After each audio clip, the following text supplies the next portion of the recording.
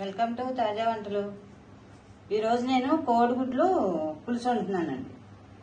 కోడిగుడ్లు పులుసుకి ఏమేమి కావాలంటే 2 టమాటాలు ఈ రకంగా పేస్ట్ కింద చేసుకోవాలి, 2 ఉల్లిపాయలు చిన్న చిన్న ముక్కలు కోసుకోవాలి, ఒక 5 కోడిగుడ్లు ఇలా బాయిల్ చేసుకుని వచ్చేసి పక్కన పెట్టి, అలాగే ఒక ములక్కాడ ఇలా ముక్కలు వేసుకోవాలి. కోడిగుడ్లు ములక్కాడ పులుసు తయారీ విధానం అంతా చూపిస్తానండి. మరి ఇంకెందుకండి ఆలస్యం, వీడియోలోకి వచ్చేయండి.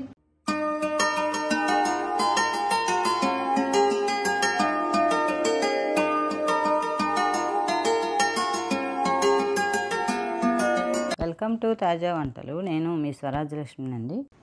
స్టవ్ వెలిగించుకుని ఇలాంటి వెడల్పాటి పాన్ పెట్టుకుని ముందుగా కోడిగుడ్లు వేయించుకుందామండి. కాస్త ఆయిల్ పోసి, ఆయిల్ వేడెక్కిన తర్వాత మనకు కొద్దిగా పసుపు వేస్తే గుడ్లు కలర్ వస్తాయి.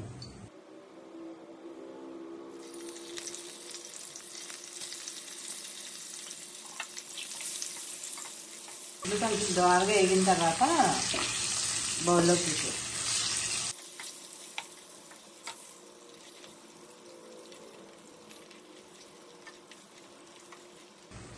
ఇలా వేయితే సరిపోతుందండి. మరి ఎక్కువ వేగినా బాగోదు, కలర్ వచ్చేలాగా వేయించుకున్నా బాగోదు. ఇలా వేగిన తర్వాత తీసేసుకున్నాం బౌల్లో.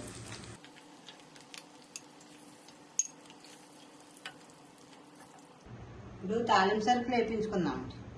కొద్దిగా జీలకర్ర, కొద్దిగా మినపప్పు, కొద్దిగా ఆవాలు, పులుసుకోరు కదా మెంతులు వేసుకుంటే బాగుంటుంది. కొద్దిగా మెంతులు, అలాగే 2 ఎండుమిరపకాయలు, కాస్త కరివేపాకు, 4 వెల్లుల్లిపాయలు సరిపోతుంది.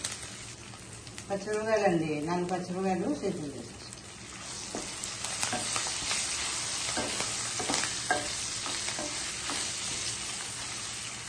ఉల్లిపాయ ముక్కలు వేసేసుకున్నాం. తాలింపు వేగిపోయింది కదా, ఇప్పుడు ఉల్లిపాయ ముక్కలు వేసేసుకున్నాం. ఎలా వేసాం కదా, సాల్ట్ వేసేసుకున్నాను. సాల్ట్ వేసుకుంటే మనకి కూర మగ్గుతుంది బాగా. ఉల్లిపాయ ముక్కలు అవి బాగా వేసి 1 teaspoon salt, 1 teaspoon కారం. మూత పెట్టేద్దామండి. ఉల్లిపాయ ముక్కలు మగ్గుతాయి. మూత పెడితే ఒక 2-3 నిమిషాలు మూత పెట్టేది. ఉల్లిపాయ ముక్కలు వేగిపోయినాయండి. వేగిన తర్వాత టమాటా పేస్ట్ తీసి ఉంచాను కదా, టమాటా పేస్ట్ వేసేసుకో. తర్వాత ఒక 1/2 టీ స్పూన్ ధనియాల పొడి, ఒక 1/2 టీ స్పూన్ గరం మసాలా పొడి, కొద్దిగా అల్లం వెల్లుల్లి పేస్ట్, ములక్కాడ ముక్కలు కూడా వేసేసుకున్నాను. తర్వాత వేపించి పక్కన పెట్టాను కదా గుడ్లు, వీటితో పాటు గుడ్లు అలా ఉంచి కలిపేస్తే ఇడిపోతాయి.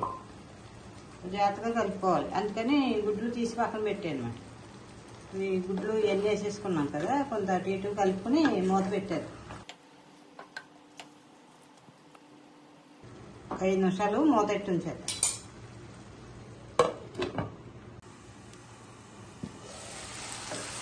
కూర మగ్గిందండి. ఇలా మగ్గితేనే మనకి కూర టేస్ట్ వస్తుంది.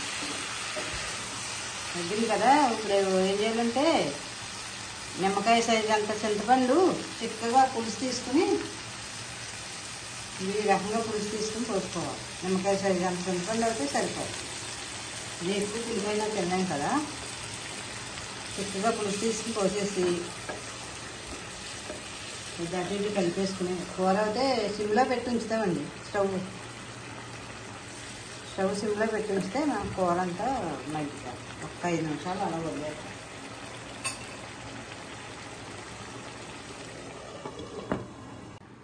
కోడిగుడ్ల పులుసు ఉడికిపోయిందేమో చూద్దామండి. కోడిగుడ్ల పులుసు రెడీ అయిపోయిందండి. చూడండి ఎంత బాగుందో. మేము ఎక్కువ పులుసు అన్నా తినలేం కదా, తినేవాళ్ళని బట్టి పులుసు ఖర్చు అయ్యేదాన్ని బట్టి నింపుకుంటే బాగుంటుంది. నాకైతే ఈ రకంగా సరిపోతుంది. టేస్ట్ కూడా ఇలా చిక్కగా ఉడికితేనే బాగుంటుందండి. అది పలస నీళ్ళలాగా అయితే బాగోదు. చూడండి ఎంత బాగుందో. ములక్కాడ కోడిగుడ్లు పులుసు రెడీ అయిపోయిందండి. నచ్చిందండి మీకు? మీరు కూడా ఇలా ట్రై చేస్తారా? చాలా చాలా బాగుంటుందండి. ఇందులో టమాటా పేస్ట్ వేయటం వల్ల మనకి టేస్ట్ వస్తుందండి బాగా. ఇప్పుడు స్టవ్ ఆపేసండి. అలా వేడిగా ఉండగానే కాస్త కొత్తిమీర వేసుకుందాం. కొత్తిమీర వేయటం వల్ల కూడా కూర చాలా బాగుంటుంది. చూడండి ఎంత బాగుందో. చూస్తేనే ఎంత బాగుంది, తింటే ఇంకెంత బాగుంటుందో. మీరు కూడా ఒకసారి ఇలా ట్రై చేస్తారా? Please subscribe, share and like. Thank you.